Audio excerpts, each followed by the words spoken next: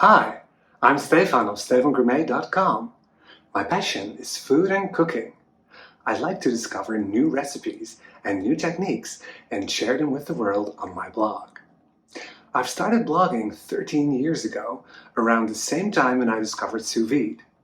This is why a large part of StefanGourmet.com is dedicated to sous vide cooking, with hundreds of articles on sous vide, including recipes, comparisons between various time and temperature combinations for a myriad of ingredients, and technical background articles.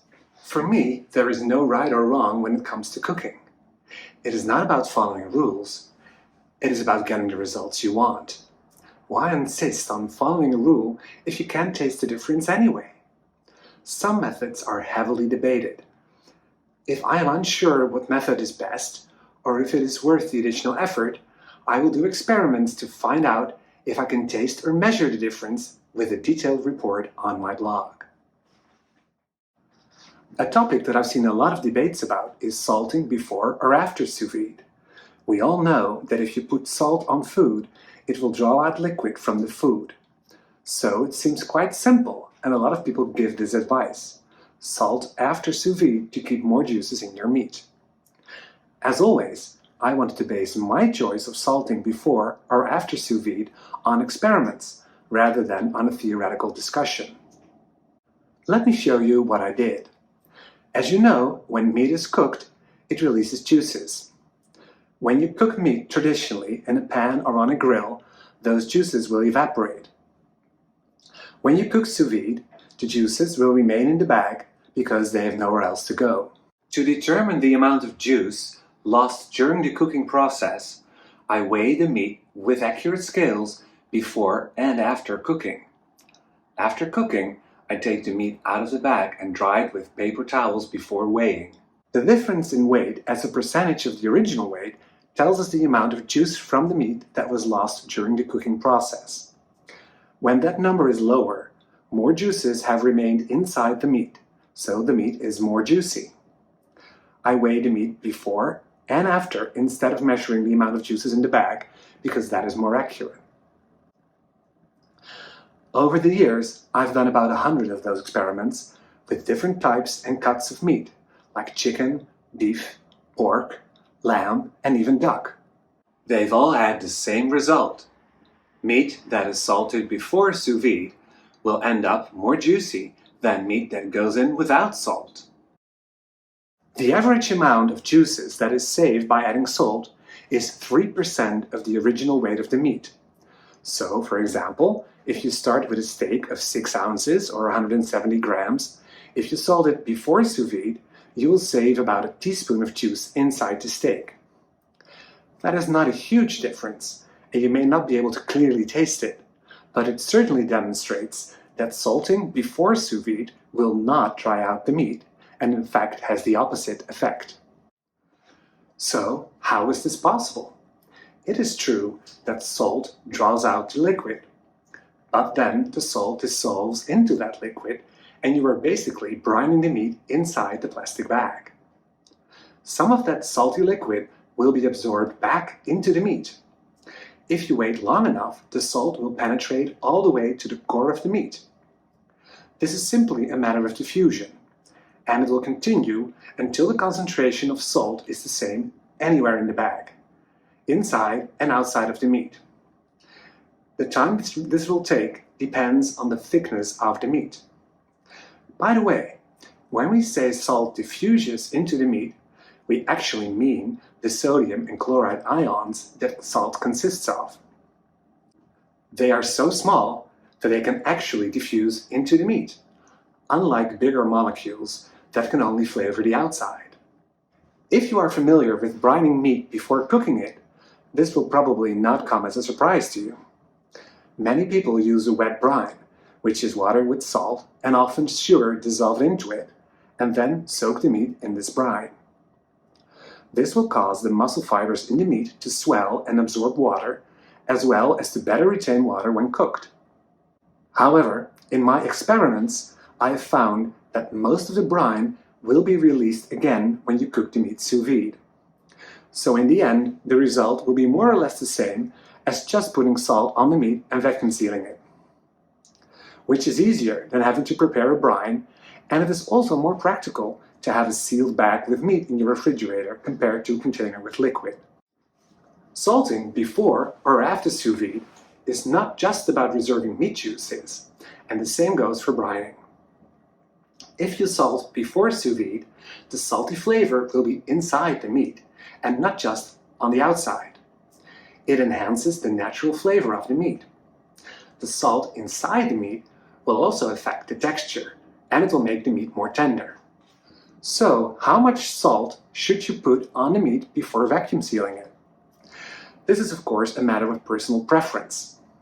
I like to use about 1% salt of the weight of the meat. To make the meat more juicy and enhance its flavor even more, you could add more salt, and then add some sugar as well. The sugar will mask the salted flavor, so the meat will not taste as salty. A typical amount would be 40% of the amount of salt. Personally, I don't like to do this. The flavor will be stronger, but less typical.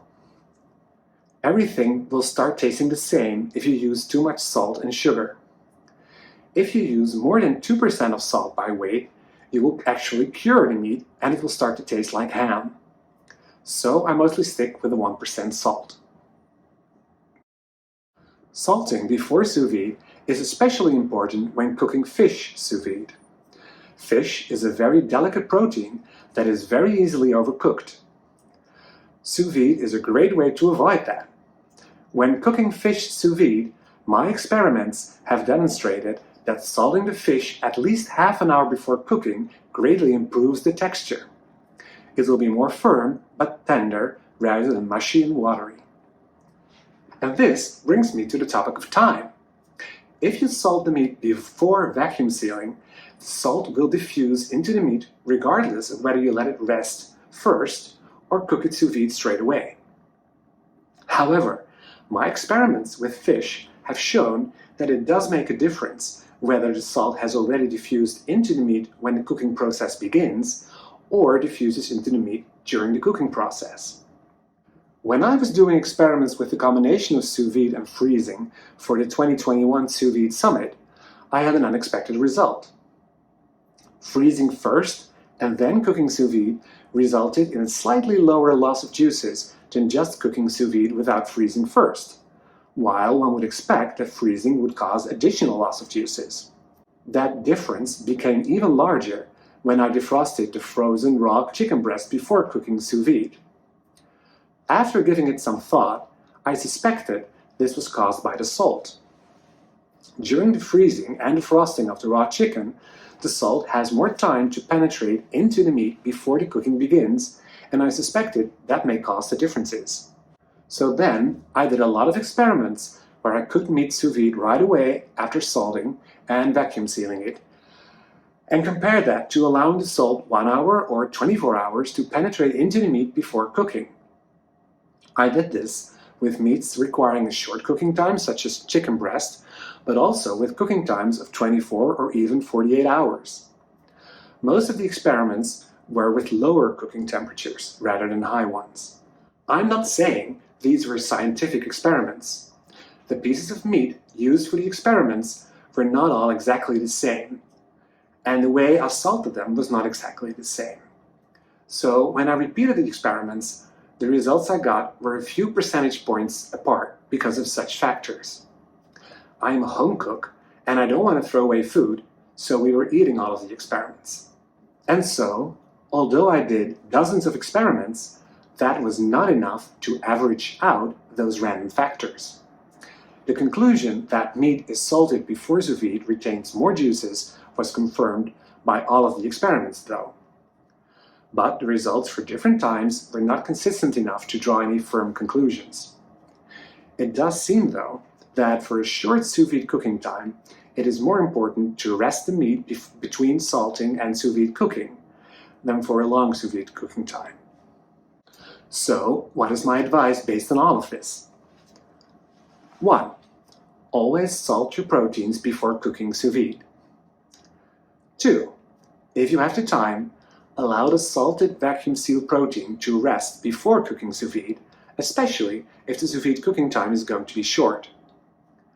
But it is not a big deal to cook it straight away if you don't have the time to wait. 3. For fish, it is essential to let it rest for at least half an hour between salting and sous vide cooking.